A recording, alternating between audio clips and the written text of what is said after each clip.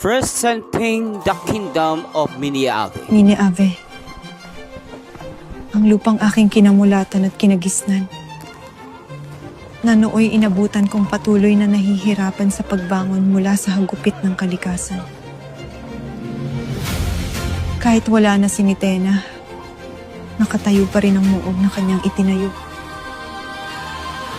Ito ang naging pundasyon namin para muling magsimula.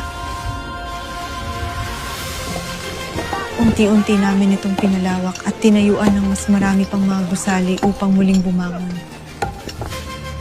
Higit na pinatibay upang maging ligtas laban sa mga mapanganib na pasneya. At sa tulong ng brilyante ng hangin, napanatili kong ligtas ang aking nasasakupan laban sa mga delubyo sa Miniave.